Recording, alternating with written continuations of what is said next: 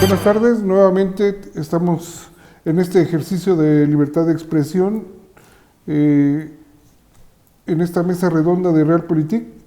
Vamos a analizar 3 temas y en esta ocasión nos acompaña el arquitecto Alberto Valencia Arroyo, el periodista Alfredo Arenas Casas, el periodista Carlos Cervantes, colaboradores de esta casa editorial de Realpolitik, y el periodista Isaac Olmedo Lavariega, director del periódico El Gráfico de Oaxaca. En esta ocasión, compañeros, vamos a abordar 3 temas. El primero creo que es obligado. En días pasados, el Congreso del local aprobó al Ejecutivo Estatal un endeudamiento por 3.500 millones de pesos. ¿Qué representa para los oaxaqueños aumentar la deuda pública? En momentos cuando estamos en una etapa de austeridad republicana, cuando el país se enfrenta a una marcada recesión económica. Alfredo Arenas. Bueno, sin duda alguna, Alejandro Murat, desde que asumió la gubernatura, y a pesar de seguir recibiendo los famosos e históricos presupuestos, que son millones de pesos, todos los 3 años se le ha pasado pidiendo dinero prestado.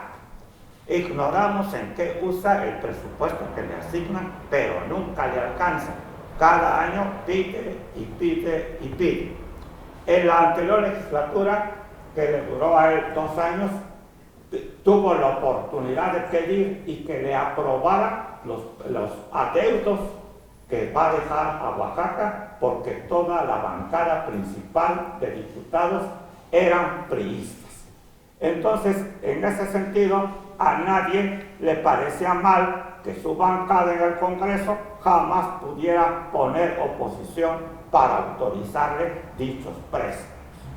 Pero ahora que pide más de lo que había solicitado antes, o sea, 3.500 millones de un solo golpe, todo mundo tenía la esperanza de que la bancada de Morena le dijera no. Y vaya que se lo dijeron, porque quiero que sepan que antes de la aprobación de ese adeudo, todos los diputados de Morena habían dicho que ese préstamo no iba a pasar. Hasta se burlaron de él varios diputados, entre ellos el presidente de la mesa directiva, que no es de Morena, sino del PT, pero así como él, muchos de Morena decían que eso jamás iba a pasar. Llegó la hora de la votación y luego de que se diera a conocer a través de las redes el paso del secretario de Finanzas del Gobierno del Estado por la Cámara de Diputados, a las 2 horas todo el mundo aprobó dicho endeudamiento. Lógico, a todo el mundo nos llamó la atención. Carlos Cervantes, ¿tu opinión? Sí, sobre el endeudamiento, no sería tan grave que un gobierno pidiera un préstamo, un endeudamiento, pero si supiéramos concretamente para qué se va a utilizar. Ahora vemos que este gobierno tiene paralizado al Estado, no hay obras. ¿Qué obra importante hay?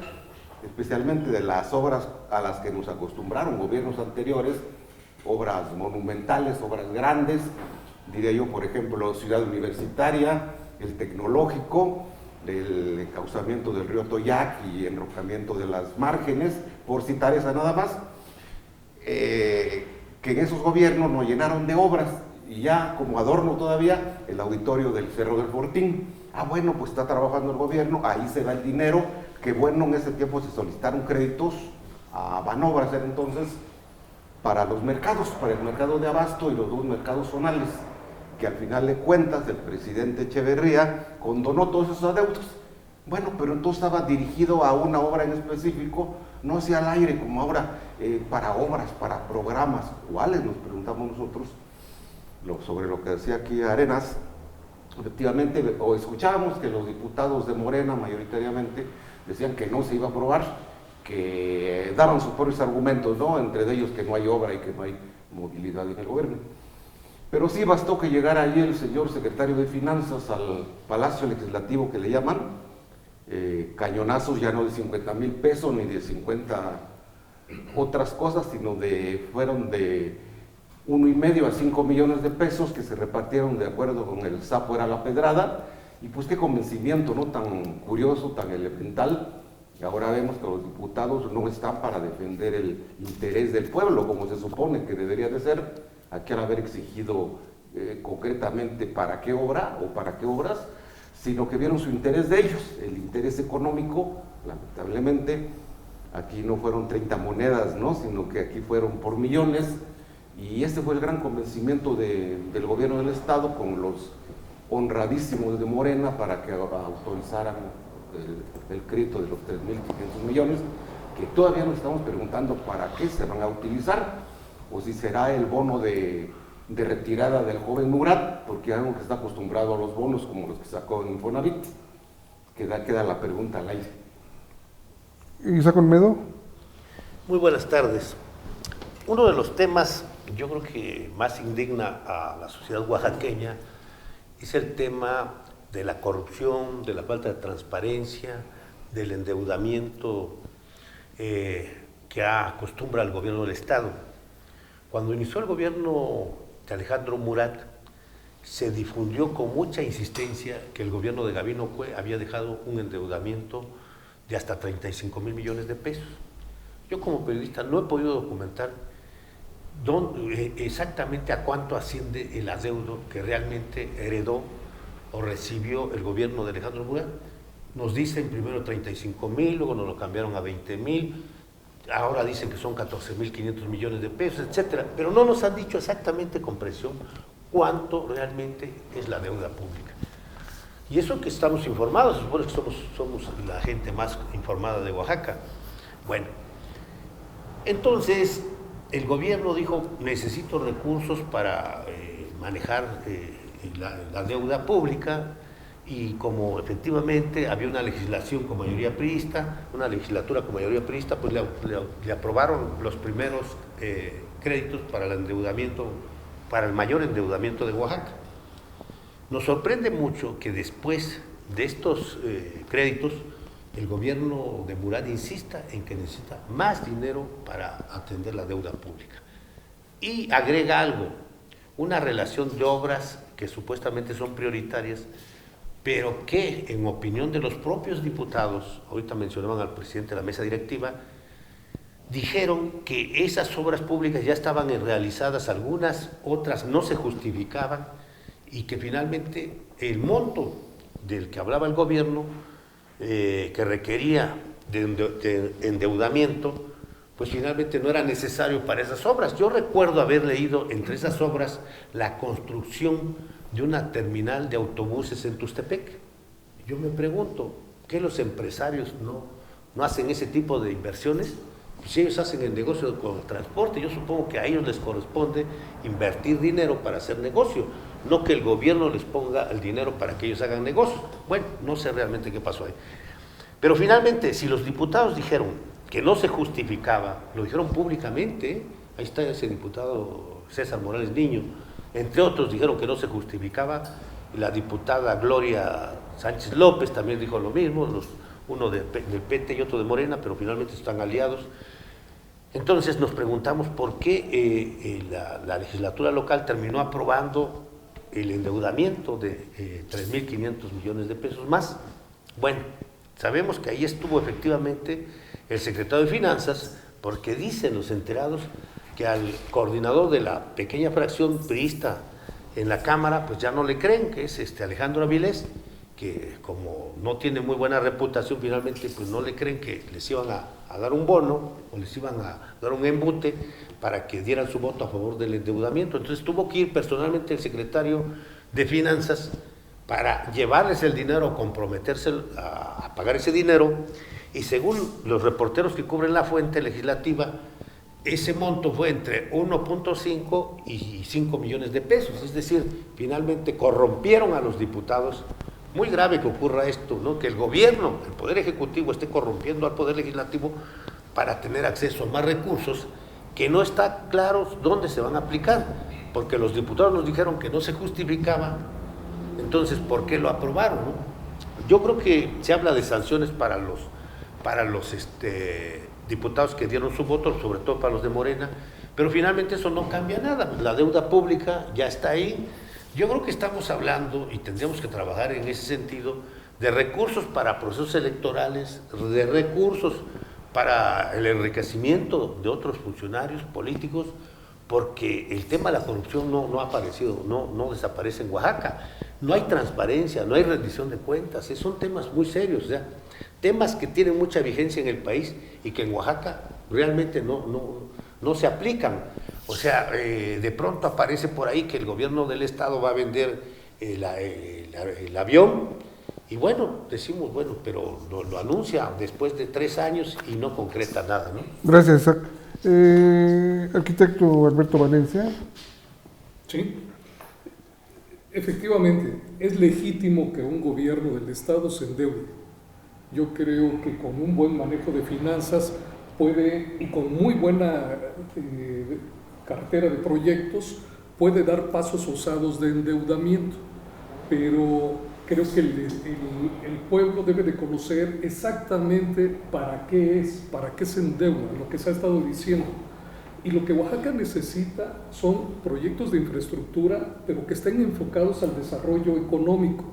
Creo que en los últimos años los gobiernos han preferido los programas asistencialistas, regalar dinero con el discurso de la pobreza que existe, que es real y que lacera, pero que no se resuelve nada regalando dinero.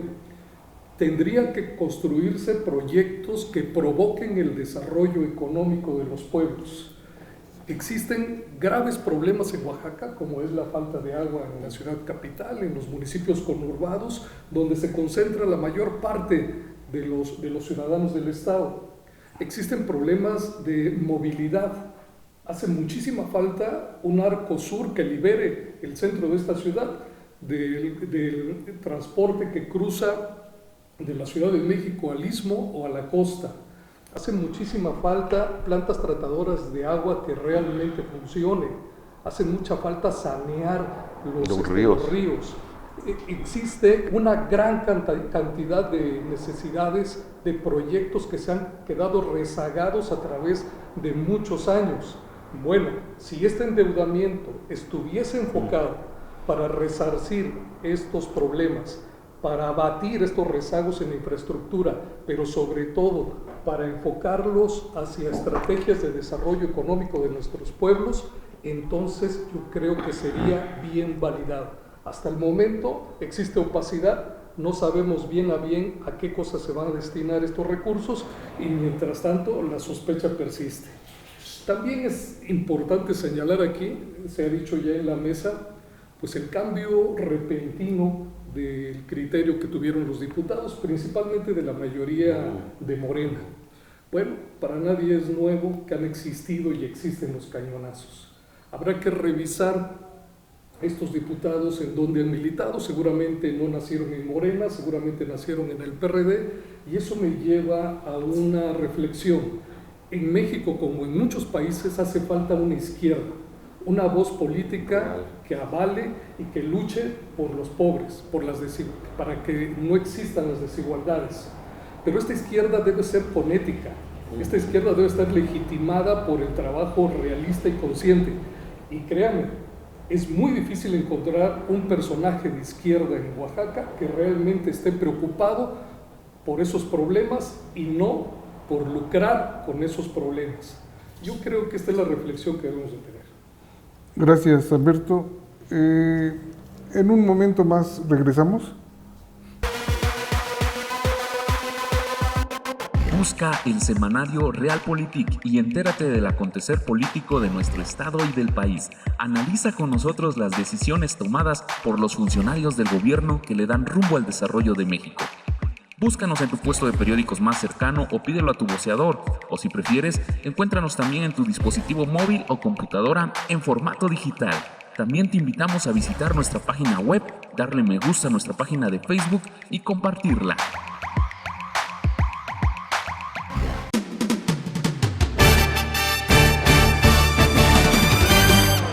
Bien, regresamos. Pasamos a nuestro siguiente tema, que está relacionado con la elección del nuevo presidente de la Comisión Nacional de Derechos Humanos. El Senado de la República presentó hace unas horas la terna de candidatos a presidir la Comisión Nacional de Derechos Humanos. En unas horas se conocerá al nuevo ombudsman del país. Hay voces que cuestionan esta terna porque aseguran que es una imposición de Morena y se pretende elegir a un ombudsman a modo del presidente de la República.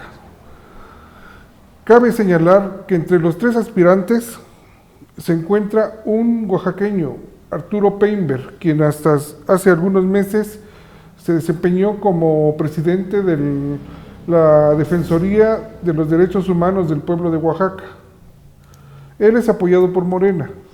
Los otros 2 son José Jesús Orozco, investigador de la UNAM, apoyado por el PAN, y María del Rosario Piedra Ibarra. Todos conocimos a Rosario Ibarra de Piedra. Su hija está en la terna que será votada en unas horas más. Ella tiene también el respaldo de Morena. ¿Cuál debe ser el perfil? Es la pregunta del nuevo presidente de la Comisión Nacional de Derechos Humanos, arquitecto Valencia. Sí, para poder comentarte al respecto, yo tendría que comentar al inicio que en los últimos 20, 30 años México había transitado por un periodo exitoso de construcción de instituciones. Yo creo que eso nos había colocado, rectifico, en una posición importante en cuanto a democracia y en cuanto a equilibrio de poderes. Si bien es cierto, se crearon instituciones como la Comisión Nacional de Derechos Humanos, como el Instituto Nacional Electoral, el Instituto Electoral, como otros organismos que de alguna forma daban equilibrio en su conjunto a la acción de un gobierno ejecutivo, también es cierto que muchos de estos representantes, ya sea consejeros presidentes o consejeros integrantes de estas instituciones, de alguna manera traían un padrinazgo, de alguna manera eran propuestos o por un partido político, por una organización, por una línea ideológica. Eso no lo habíamos logrado desterrar, pero eso no significa que no fuera importante la construcción de instituciones. Nos coloca como un país más desarrollado desde el punto de vista político. Ahora bien, todos somos testigos que en el actual gobierno existe una fobia en contra de las instituciones, que estamos caminando exactamente hacia un totalitarismo, hacia una centralización del poder, y esto es peligroso. Importante ahorita que se va a decidir quién preside la Comisión Nacional de Derechos Humanos, pero también es importante reflexionar qué tan puro viene. ¿Va a responder a una línea ideológica? ¿Va a responder al Ejecutivo Federal? ¿O va a responder a un partido político? Yo creo que sería el momento de que si algunos personajes que ya han acumulado experiencia, como es el caso del oaxaqueño Arturo Painberg, y que de alguna manera ha desarrollado bien su trabajo, sería el momento que se despojara de ciertos padrinazgos que se supone que tiene. De la misma forma, hablaría yo de María del Rosario Piedra Ibarra. Bueno, creo que ha transitado a través de colectivos, de organismos sociales que han luchado por los derechos humanos, pero también creo que tiene una marcada línea ideológica. Claro. Y quien esté al frente precisamente de este organismo debe velar por los derechos humanos de todos. La Comisión Nacional de Derechos Humanos ha estado cuestionada por la defensa que ha hecho de los delincuentes, sin importarle mucho los derechos de las víctimas. Yo creo que es el momento de potenciar este organismo, pero para ello, quien quede al frente, quien resulte electo por el Senado, debe de despojarse de líneas ideológicas, de padrinazgos y hacer en verdad su papel. Isaac Olmedo Lavariega. Yo creo que es muy importante este proceso que se va a llevar a cabo en el Senado para elegir al nuevo Ombudsman Nacional. México ha vivido momentos verdaderamente dramáticos, yo diría de terror, con tanta violencia. Hemos perdido muchos periodistas, defensores de derechos humanos, la violencia más cruda, más dolorosa, los momentos más sangrientos para el país como consecuencia del combate al crimen organizado. Frente a este escenario, la responsabilidad del nuevo presidente de la Comisión Nacional de Derechos Humanos es enorme. Yo creo que el perfil de Rosario Piedra Ibarra garantiza, por la experiencia familiar que ha vivido, la tragedia en la familia, garantiza un ejercicio profundo, responsable de la defensa de los derechos humanos.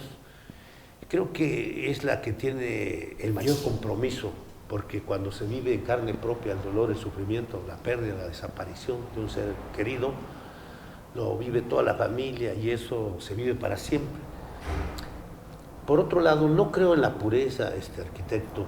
Yo creo que no hay pureza en los seres humanos. Todos tenemos alguna influencia por razones políticas, familiares, ideológicas, etc. Entonces, yo creo que sí tiene esa influencia política, obviamente tiene una vinculación, doña Rosaria, con todo el movimiento de transformación del país que encabeza el presidente López Obrador, pero eso no compromete una responsabilidad tan seria que tiene el ejercicio de cuestionamiento nacional e internacional para el Ombudsman. Es decir, no va a ser un trabajo familiar, personal, ni siquiera para el país, va a estar observada por el mundo. Yo creo que esa responsabilidad la obliga a hacer el mayor esfuerzo y el compromiso con la institución, con el país, con las víctimas, con los mexicanos, con todos los seres humanos que han padecido la violencia, la represión o que han perdido sus seres humanos. Entonces yo creo que esa responsabilidad en el Senado finalmente tendrá que ser muy responsable, un ejercicio muy responsable del Senado. Sé que trabajan en acuerdos y finalmente espero que tomen la mejor decisión la mayoría. Yo quisiera respaldar esa propuesta de Arturo Peinberg, conozco su trabajo, sé que hay muchas cosas que cuestionarle, finalmente terminó comprometiendo el trabajo de la institución con el gobierno del Estado. Creo que la última parte buscó el protagonismo con el tema del juicio a nivel internacional contra el exgobernador Ulises Ruiz, pero más por razones políticas que por verdaderamente la responsabilidad de hacerle justicia a las víctimas. Gracias. Carlos Cervantes. Sí, gracias. Pues yo creo que sí, por supuesto, es una responsabilidad muy importante, ¿no?, de parte del Senado para nombrar a quien va a ser el presidente, más que todo de la Comisión de Derechos Humanos, Comisión Nacional. De los candidatos, como que a mí no me convence ninguno de todos, Arturo Peinberg, aquí en Oaxaca, dejó un mal precedente. Ya vieron ustedes todo el protagonismo que hizo, incluyendo su boda faraónica que la hizo ahí en el exconvento de Huilapan. Al poquito tiempo vino el divorcio porque no dio el ancho y también eso quedó mal. Entonces, vemos también que salió aquí con grupos no muy recomendables que han perjudicado al estado de Oaxaca, y también tenía una liga muy fuerte con Gabino Bueno, si todavía la tenga. Entonces el candidato como que no me parece muy adecuado. En mi punto de vista personal, ellos son muy respetuosos de lo que piensan los demás. Luego al señor José de Jesús Orozco, pues tengo poca referencia de él, pero me parece que es una persona seria y ya con experiencia de vida, centrada, ¿no?, que a lo mejor pudiera hacer un buen papel. Y ya en cuanto a la señora Piedra Ibarra, pues sí, todos conocemos los antecedentes familiares, la desgracia, la que le pasó a la familia desde la mamá, ¿no?, pues el hermano sería de esa muchacha, ¿no? Y pues también han visto ellos los toros desde otro punto de vista. Ahora quién sabe cómo sería el papel estando ya del otro lado del mostrador, ¿no? Entonces, ojalá también con la experiencia y todo eso pudiera hacer un papel decoroso, porque también hemos visto que las comisiones de derechos humanos en México y aquí, y creo que en todas partes, han defendido más a los delincuentes que a las víctimas. Eso ya ha sido público y notorio. Yo vi un caso muy curioso de una muchacha que venía con un coche robado aquí, llegó hasta Oaxaca, lo traía de México, la detuvo la policía, pues inmediatamente habló a derechos humanos, dijo que ese coche no era suyo, que la policía se lo estaba poniendo como suyo, y derechos humanos le dio la razón y en ese momento quedó libre, a pesar de que pertenecía a una banda muy bien organizada de robacoches, ¿no?, que se lo roban en un estadio y lo llevan a otro, y ese es el negocio. Entonces yo creo que es una de las grandes fallas que ha habido en las comisiones de derechos humanos. no defender a todo mundo por igual, sin diferenciar si unos son delincuentes u otros son víctimas, de tal manera que lo que diría yo con punto de vista personal, pues que ojalá los senadores tuvieran el tino de elegir a quien consideren el más adecuado para el cargo, y que una vez elegido, pues cambie la política que han llevado los anteriores y que han dejado tan pésimos recuerdos. Alfredo Arenas Casas. Bueno, sí, en este tema no hay mucho que hablar. Yo lo único que quisiera destacar es que para llegar a formar parte de la terna de la que se va a escoger al próximo presidente de la Comisión Nacional de Derechos Humanos es realmente muy difícil. Es decir, esas 3 personas llegan después de superar otras 50 candidaturas de gente que ha ido defendiendo los derechos humanos de las personas. Ya estando en la terna, yo sí le doy la razón a Isaac en ese sentido. Es decir, la señora María del Rosario Piedra Ibarra podría hacer un papel muy decoroso al frente de esa comisión. Yo jamás me confiaría en una persona que ha defendido los derechos humanos a nivel internacional, pero no en México. Y de Peinberg Calvo, que lo conocemos de sobremanera en Oaxaca. Como ustedes saben, Peinberg trae el San Benito de haber sido parte de los famosos teólogos de la liberación que lo apadrinaron, que lo apoyaron y que lo llevaron a la Defensoría de los Derechos Humanos de Oaxaca, cargo que ya tenía seguro desde el 2006. Entonces, realmente su carrera, como ya dijeron todos ustedes, ha sido política, más que hacerle honor a la defensa de los derechos humanos. Nosotros como periodistas siempre habíamos estado solicitando el apoyo de la Comisión de la Defensoría de los Derechos Humanos para evitar tantas vejaciones, tantas agresiones y tantas muertes de periodistas. Jamás hubo un planteamiento serio de parte de la Defensoría de los Derechos Humanos del pueblo de Oaxaca a favor de los periodistas oaxaqueños. Por eso no me causa mucho atractivo el pensar que una persona que hizo tan poco trabajo en su estado lo vaya a hacer ahora a nivel nacional. Entonces yo descartaría a Peinberg Calvo y a José de Jesús Orozco, que realmente muy pocos lo conocen, pero que por alguna razón llega a la terna. Pero ya si queríamos un ganador adelantándonos a la selección de los senadores, podríamos creer que Piedra Ibarra sería una buena persona para dirigir esta comisión. Vamos a ver si es lo mismo ser víctima a ser defensor de los derechos humanos. Es totalmente diferente, porque respecto a lo que ustedes han dicho, la comisión siempre defiende al delincuente por una simple y sencilla razón, porque es al que más le violan sus derechos humanos una vez detenido, ¿verdad? Le cargan los delitos que sean, los torturan, los castigan. No, vaya, es una situación que para ser delincuente usted necesita ser muy valiente, ¿verdad? Porque te va a ir como en feria una vez que te detienen. Las víctimas son, y a los que hay que apoyar son a los familiares, ¿verdad? Entonces, en este aspecto, considero que la mejor carta podría ser una dama, ¿verdad? Espero que entienda su papel y no al rato nos arrepintamos de haberla apoyado. Como vemos en esta mesa, cada quien tiene su candidato, entonces Sí. vamos a hacer las apuestas correspondientes y en la próxima mesa ya conoceremos ¿Quién al ganador, quedó? ¿no? Sí, Bueno, creo que Peinberg está ya, ¿no? Y el otro está más. Pero si ya lo dijo AMLO, pues el que él diga va a quedar. Sí, vamos afuera. regresamos en un momento.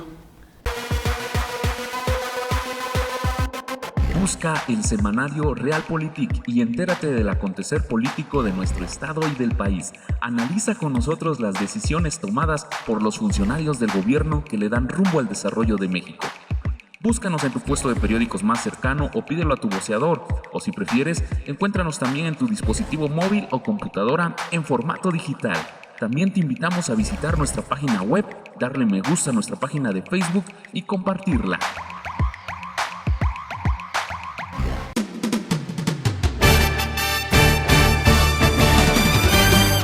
Bueno, bien, regresamos con el último tema de esta tarde. El caso Rosario Robles. El juez Jesús Delgadillo Padierna determinó mantener en prisión preventiva a la extitular de Sedesol, Rosario Robles Berlanga, quien se encuentra recluida actualmente en el penal femenil de Santa Marta, Acatitla, desde el pasado 13 de agosto. Aquí la pregunta es, ¿cuál es la lectura de este caso? ¿Es una revancha política realmente o realmente hay un combate frontal a la corrupción en la Cuarta Transformación? Arenas Casas. Bueno, hablar de Rosario Robles es hablar de la estafa maestra. Una cosa impresionante de cómo se puede saquear a las propias finanzas públicas a través de los mismos funcionarios del gobierno federal. Es decir, ahí no hace mucha falta que sean otros los que saquen al país, sino que sea el propio gobierno en funciones el que a través de mecanismos corruptos hayan saqueado millones y millones de pesos. La Chayito, como otros 8 funcionarios federales, estaba involucrada en el manejo de esa estafa.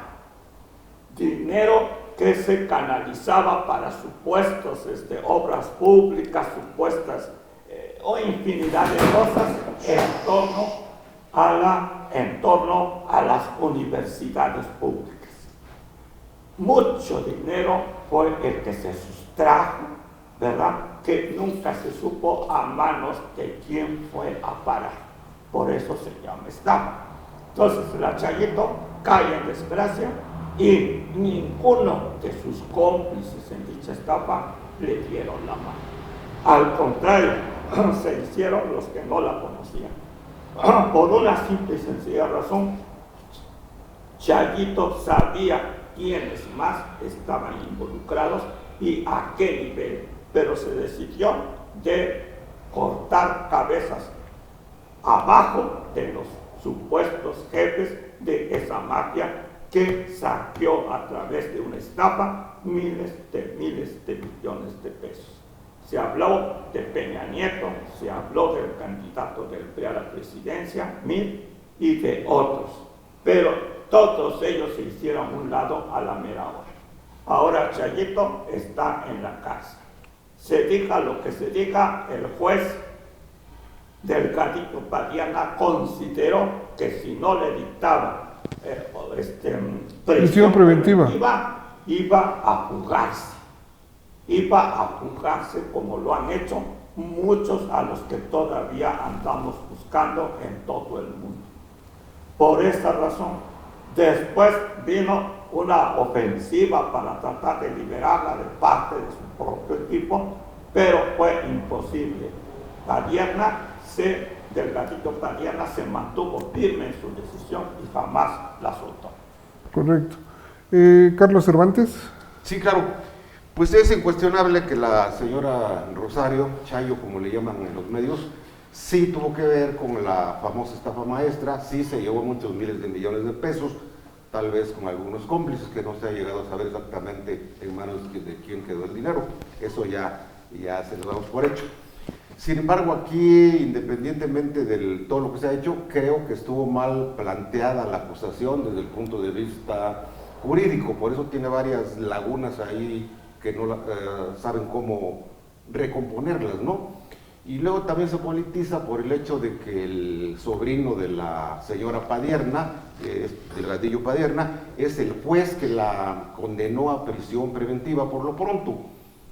Y creo que para nadie es un secreto que la señora Rosario fue enemiga del matrimonio Padierna y su esposo, René Bejarano. El señor de las ligas, ¿no? René Bejarano, que por intervención de Rosario metieron a Bejarano a la cárcel en aquella ocasión, y bueno, pues ahí ven ese pique de tantos años. Entonces la intervención de este juez, familiar de la señora Padierna, es lo que politiza para mí la situación, que pudiera haberse hecho de otra manera, con otro juez para evitar la sospecha, y este juez actuar de acuerdo a la ley. Yo creo que sí tienen elementos para haberla detenido, sancionado y finalmente tal vez condenado. Lo único que viene aquí a poner en duda lo que es estrictamente justicia es la intervención del juez Delgadillo Padierna, pero pues de que Rosario Robles sí merece la cárcel y el decomiso y todo eso está justificado, nada más que aquí las formas son las que le fallaron, creo yo, porque no fue una cosa padre, ahora está acusada de estos y esos delitos y se merece este castigo, ¿no? Si me hubieran ahí titubeando mucho, y el juez todavía está siendo cuestionado porque creo que no tenía los suficientes elementos para dictar la prisión preventiva, que sí la merecía, lo sabemos, pero ahí no se le dio el manejo jurídico adecuado. Eso es lo que yo advierto en este asunto. Gracias. Isaac Olmedo. Yo creo que la historia de la corrupción en México es verdaderamente oprobiosa, ofende a un pueblo con tanta pobreza como la que vivimos. Dejar impune saqueos como el de la estafa maestra, yo creo que sería alentar la corrupción, seguir alentando la corrupción en el país. Uno de los compromisos que nosotros como mexicanos conocimos del presidente de la República fue que no se permitiría a partir de su gobierno la corrupción, que buscaría castigar la impunidad, impedir la impunidad. Y yo creo que es un compromiso del gobierno, del Poder Judicial, porque no olvidemos que hay un Poder Judicial que es el que está juzgando a Rosario Robles. Quien busque politizar el tema o buscarle justificación por el lado político, yo creo que se equivoca, porque la historia de corrupción no solamente es en Sedatu, es en Cedesol, es decir, hay una continuación de los actos de corrupción del mismo equipo que traía Rosario Robles de una secretaría a la otra. Es decir, está probada que hubo esa corrupción, es decir, que se utilizaron instituciones públicas con empresas fantasmas para robar, para desviar sumas millonarias que hubieran ayudado enormemente a atender necesidades del país. Entonces, yo creo que lo que queremos, un sector importante, los mexicanos, yo creo que aparte de los que votaron por el presidente López Obrador, es que se ponga fin a la corrupción, que se termine la impunidad. Y yo creo que este es un ejemplo que va a servir mucho. Yo recuerdo que en el caso del gobierno de Chihuahua estuvo trabajando Javier Corral muy fuerte para llevar ante la justicia a un ex dirigente del PRI, creo que se llama Alejandro González, no recuerdo, Gutiérrez, perdón, su nombre, creo que es Alejandro Gutiérrez. Él fue secretario general adjunto del Comité Nacional y tiene en su contra un expediente por haber desviado, no sé, 2,000 millones de pesos, así, para la campaña política, dinero del gobierno de Chihuahua. Entonces, yo creo que la corrupción está muy ligada a prácticas de partidos políticos como el PRI. Entonces, si no se combate ahora actos tan graves de corrupción como los de Rosario Robles, pues seguiríamos con el riesgo de que en los próximos procesos electorales vuelva un partido político a reposicionarse y a seguir practicando estos vicios, a seguir saqueando al país. Entonces, ¿tú consideras que en este caso no hay una persecución política? Esto sí se está combatiendo a fondo la corrupción en esta nueva era de la 4T. Por supuesto. Yo creo que, a ver, no hay congruencia de una mujer que políticamente destaca tanto como Rosario Robles, haber sido jefa de gobierno, cuando tenemos antecedentes de que tiene una formación maoísta, es decir, una formación verdaderamente comprometida con las causas sociales, país, con las causas sociales, y de pronto se transforma. Es aquella que participa en escándalos como con aquel famoso argentino, Carlos Ahumada, ¿cómo se llamó? que participa ya en actos de corrupción muy visibles. Luego viene ya como secretaria ya en el gobierno de Enrique Peña Nieto, pues obviamente a repetir estas prácticas, ¿no? Entonces, yo no veo, o sea, ningún acto de persecución política. En el pasado era obvio que la detención o el encarcelamiento de algún actor político obedecía a venganzas, ¿no? Ajustes políticos, pero en este caso está probada la corrupción, ¿sí? Rosario Robles retaba al gobierno que le buscaran hasta debajo de las piedras y no había necesidad, porque mucho tiempo antes compañeros periodistas apoyados con Mexicanos contra la Corrupción documentaron lo de la estafa maestra. O sea, no es un asunto que venga del gobierno de López Obrador, es un tema que ya traían los medios de comunicación y que ya estaba sobre la mesa y que está suficientemente documentada la corrupción, ¿sí? Ahora el trabajo es del Poder Judicial, ¿no? El problema es que ahora, si me permites, es que ahora el malo es el Padierna y todo el mundo cuenta que malo es ese juez, cuando lo único que hizo fue darle prisión preventiva para evitar que se juzguen. Pero si ves la opinión pública, el malo es el juez. No, los chayitos, bueno, para mucha gente, cuando que la que cometió o está por comprobarse una serie de delitos es la funcionaria, exfuncionaria. Yo no culparía por ningún lado al juez, por muy pariente que sea de quien sea, él actuó como debe de ser. Porque además en el Poder Judicial hay recursos que pueden ser valer. En el caso como indiciada, ella tiene abogados, o sea, tiene el poder económico para hacer su defensa, tiene un equipo de abogados que pueden recurrir a todos estos, a hacer valer todos estos recursos para la defensa de Rosario. O sea, no se puede cometer un atropello porque finalmente tiene la capacidad suficiente para defenderse, incluso para fugarse, como lo hizo Carlos Ahumada en su momento, ¿no? Su exnovio, ¿no? Carlos Ahumada. Alberto. Sí, coincido. No existe un mexicano que no haya percibido que la corrupción se enraizó en nuestro país. Prácticamente se hizo de una cultura, un modus vivendi. Y también es cierto que en el periodo del presidente Peña Nieto se vio cómo campeó la corrupción por todos lados. En el terreno de las presunciones sí podemos interpretar que existió una estafa maestra, una estrategia perfectamente diseñada para extraer del erario público millones y millones de pesos. Yo creo que eso lo vemos todos y lo tenemos claro. Pero hay otra cosa que se enraizó también en México y es la persecución política desde el poder. Lo vemos en diferentes estados, lo hemos visto desde la presidencia de la República y aquí hay visos de eso también.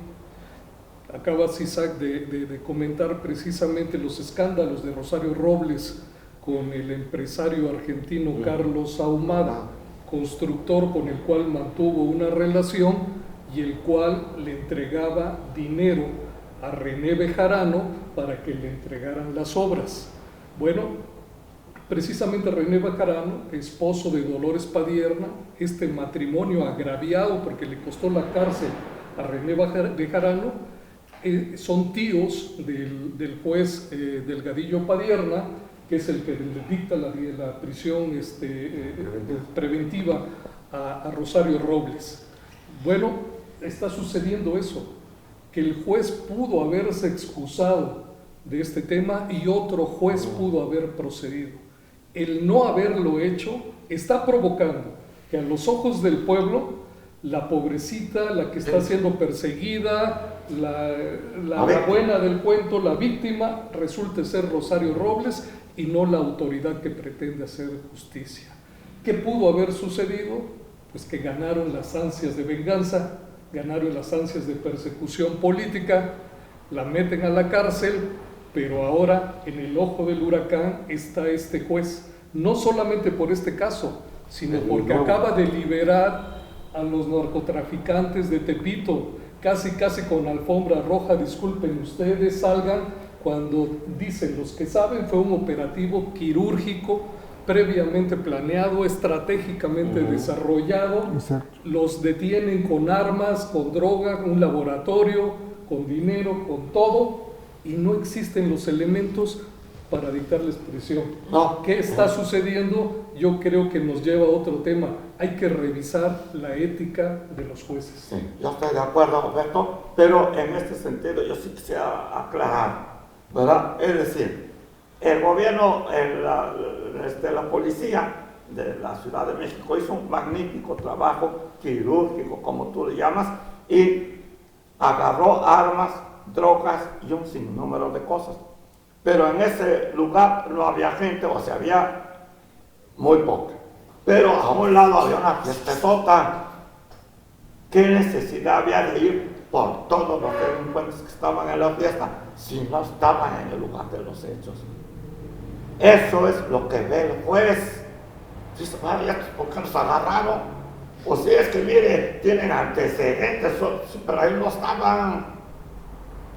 Sí, yo insisto, no defiendo a los delincuentes, sino la manera en que los quieren joder.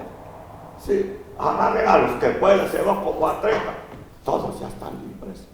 Pues un juez se tiene que ir con cosas concretas. Muy bien, felicidades, agarraron muchas armas, mucha droga, le dieron un susto tremendo al cártel de Tepito. Pero los demás, Pero debió excusarse del otro tema. yo estaba cantando.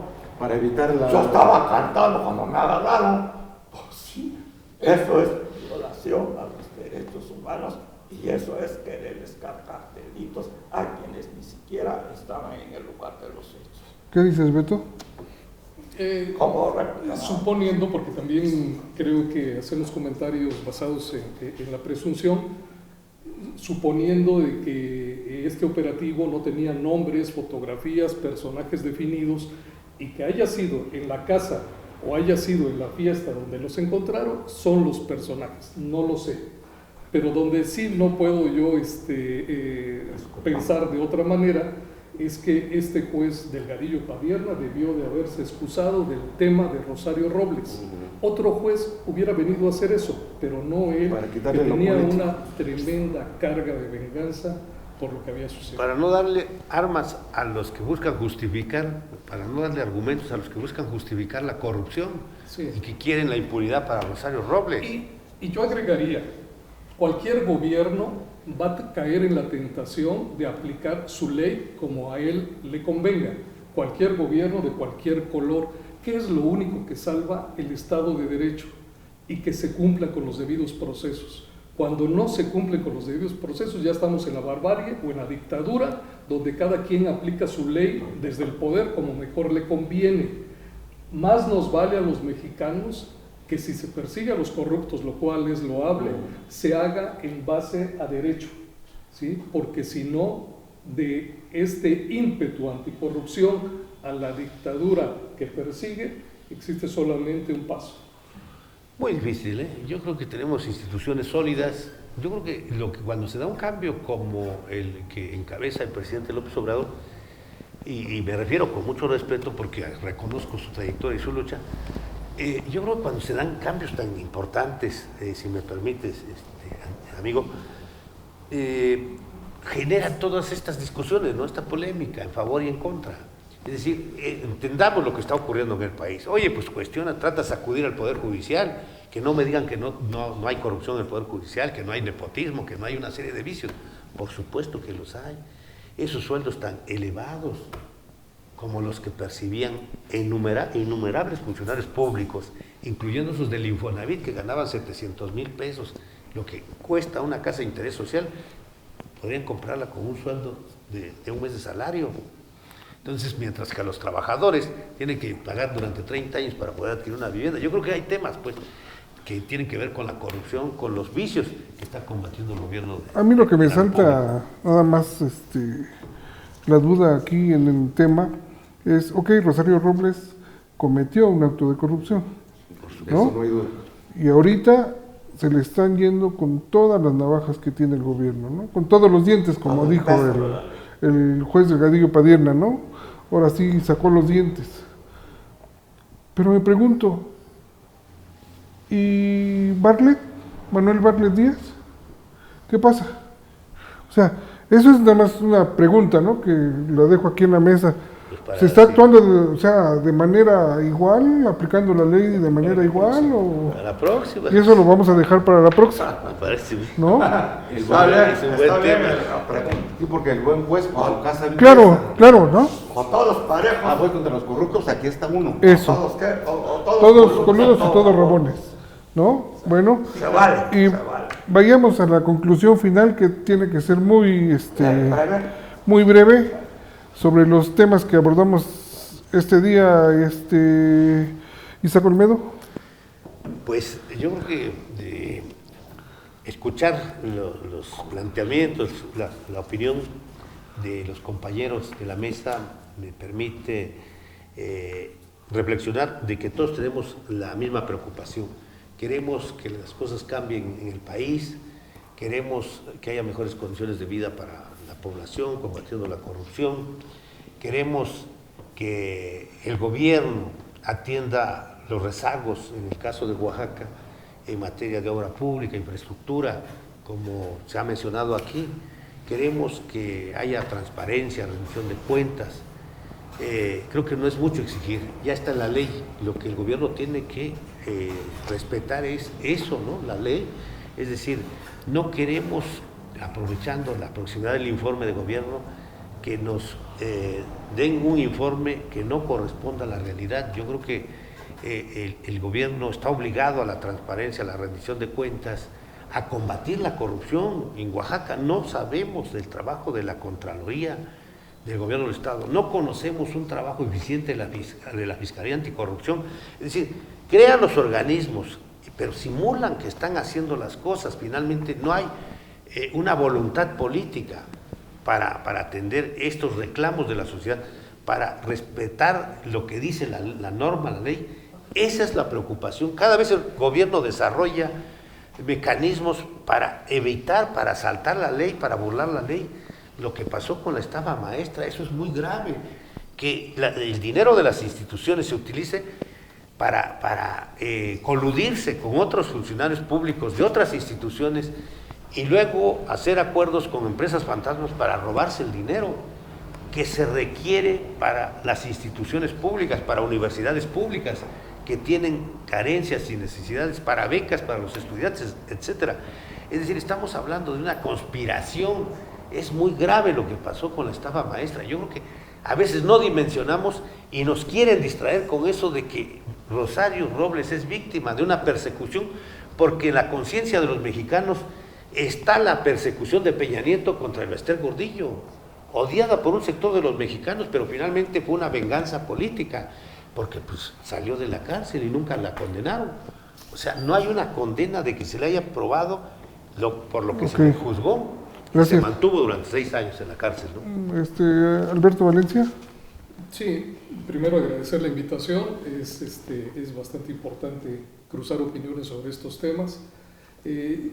Creo que en materia de la Comisión Nacional de Derechos Humanos, quien debe de presidir es un perfil académico. Hace rato comenté lo importante de la trayectoria de cada uno de los 3 propuestos, pero no sabía yo que había que hacer una propuesta o tener un candidato. De tal manera que yo me inclino en este caso por José de Jesús Orozco por el perfil académico, porque hasta donde alcanzo a ver creo que es el que menos padrinazgos trae y que podría tener una visión más global de los derechos humanos. Creo también que con la misma fuerza con la que el Estado debe luchar en contra de la corrupción, que debe ser una cruzada en contra de la corrupción para erradicarlo prácticamente de la cultura política y la cultura social del mexicano, con esa misma fuerza, en forma paralela, debe luchar porque no exista persecución política, porque una cosa empaña a la otra. Si no se hacen las dos cruzadas, existe siempre la tentación de que en aras de perseguir la corrupción se esté realizando efectivamente persecución política. Por último, hago votos porque el gobierno del Estado, con este endeudamiento tan oneroso que hizo, realmente está enfocado a propuestas para resolver, ya lo dije hace un momento, problemas de rezago importantísimo en materia de infraestructura, en materia de servicios, pero sobre todo que estén enfocados al desarrollo económico de los pueblos.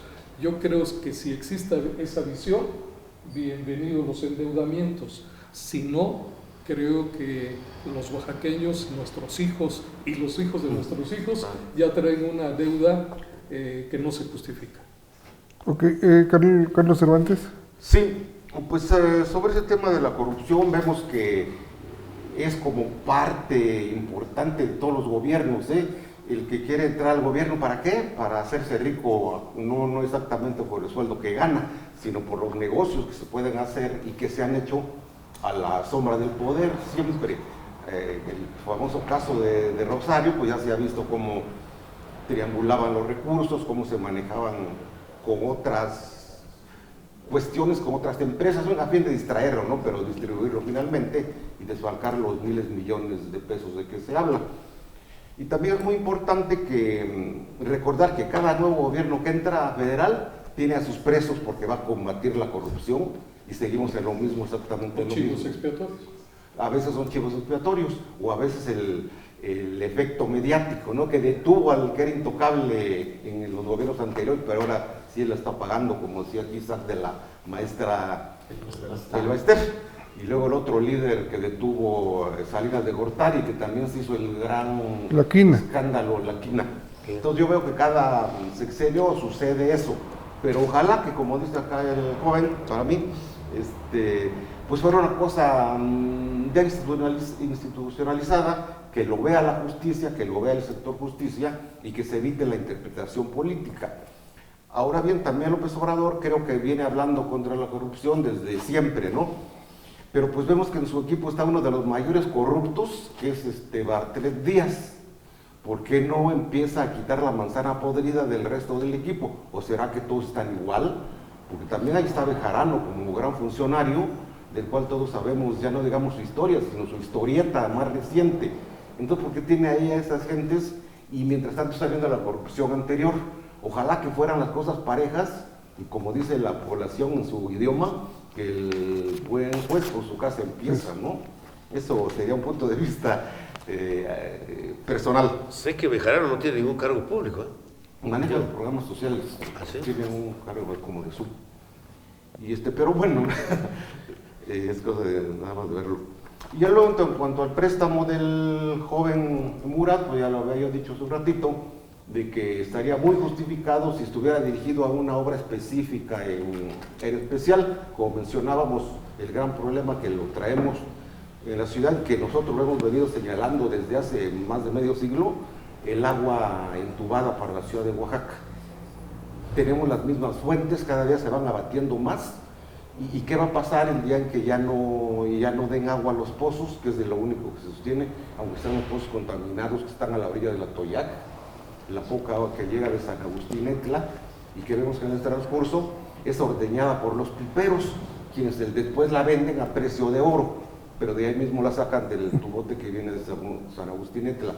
Entonces, si un gobierno como creo que todavía es tiempo, abordar a uno de esos grandes problemas que tenemos pendientes, ya sea de infraestructura, como decía aquí el señor, o del agua, de servicios, destinado a algún programa de esos, estaría perfectamente justificado, pero así en forma abstracta, al aire, pedir 3.500 millones, me lo autorizaron los diputados porque se llevaron también su buena lana, como que despierta sospechas en la ciudadanía. Eso es ¿no? lo que yo pienso. Gracias. Bueno, Alfredo Arenas. sobre el tema que ya tocaron aquí, en este sentido, cada gobierno quiere meter a la cárcel a los que los antecedieron. Gavino quiso meter a través de la Contralora del Hierro, que luego le dijeron Contralora del Plata, porque nunca pudo agarrar a los del equipo de Ulises Ruiz. Gavino logró meter a la cárcel creo que a 2 y a los 2 los liberaron por falta de pruebas. Luego, cuando llegó Alejandro, quiso meter a la cárcel a todos los del equipo de Gavino, que esos se fueron con las bolsas llenas, y a la fecha, en 3 años, nada más tienen a 2 detenidos. Y eso porque de plano los tienen que tener detenidos. legalmente creo que no deberían de estar, pero bueno, ahí los tienen, pero del resto no hay ninguno. Entonces, ahora, ¿a quién van a meter a la cárcel los que ganen la próxima gubernatura? ¿A cuántos funcionarios de este gobierno vamos a tratar de meter a la cárcel? Y así es una cadenita de chinto tapa chinto y chinto a su compañero. Al final de cuentas, todos los funcionarios se van cargados de dinero de los gobiernos priistas. Vamos a ver qué gobierno nos toca ahora y de los gobiernos del Gabín, que no eran muy priistas, sino eran panistas, Movimiento Ciudadano y de todos, ¿verdad? Entonces, esta es una cantaleta de cada fin de sexenio. Al final de cuentas, no se hace justicia. 3 buenos deseos. Mi mejor deseo para que Alejandro, como gobernador del estado, pueda hacer alguna obra de beneficio para su pueblo, para que sea recordado, porque hasta ahora no hay ninguna a la vista. Dice que va a llevar notario público a los pueblos para checar que efectivamente les cumplió a todos ellos sus promesas de campaña.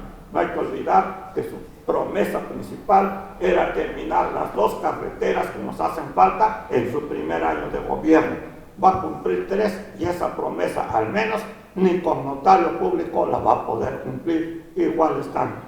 La segunda, de que a Chayito la juzguen como debe de ser.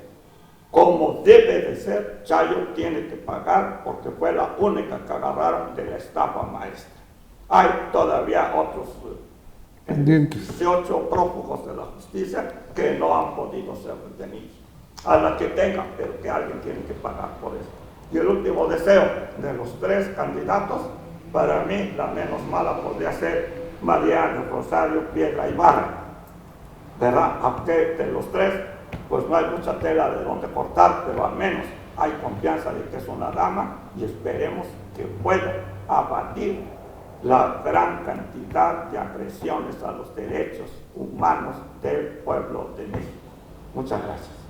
Bueno, pues con esto damos por concluida esta mesa redonda. Agradecemos la participación del arquitecto Alberto Valencia Arroyo, de Isaac Olmedo Lavariega, de Carlos Cervantes y de Alfredo Arenas Casas. Nos vemos aquí la próxima semana. Gracias. Gracias. Gracias, buenas tardes.